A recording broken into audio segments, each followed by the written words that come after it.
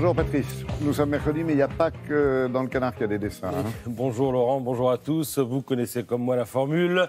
Un petit dessin vaut mieux qu'un long discours. Alors allons-y effectivement avec le coup de crayon de CAC à la une de l'Opinion où Jupiter, des éclairs dans la main droite et le pouce gauche levé, fait la leçon à un fumeur de shit. Aide-toi et le ciel t'aidera.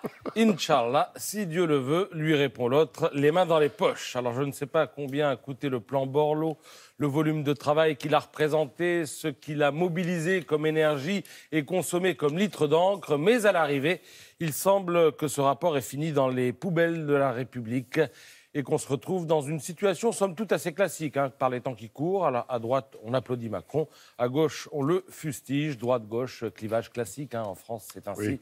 On a une presse d'opinion. Alors, prenez le Figaro, il est à la limite de l'ironie, 48 milliards d'économies en une journée.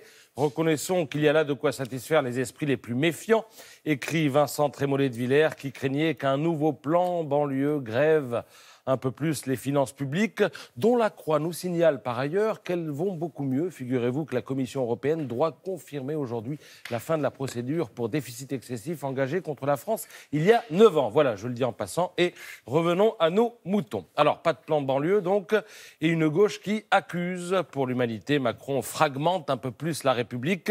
Paul Masson estime que sous la calinothérapie, le président de la République ne propose que des mots vides de faits. Dans Libération, Laurent Geoffrin est dans le même registre. Il évoque un Macron plan-plan, autrement dit, qui propose une espèce de plan fait de quelques mesures certes utiles, mais bon, on est à 1000 lieues de l'ambition affichée par Jean-Louis Borloo, dont l'éditorialiste se demande d'ailleurs pourquoi on a fait appel à lui.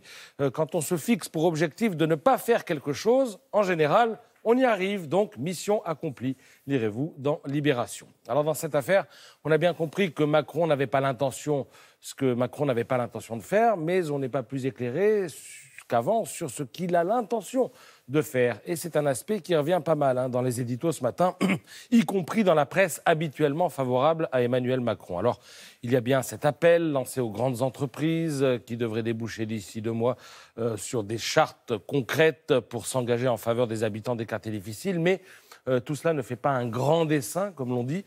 Dans l'Opinion, Cyril Lachèvre estime qu'en refusant un énième plan pour la ville, eh bien Macron met certes fin à la vieille politique, mais qu'il lui reste à poser les bases de la nouvelle politique.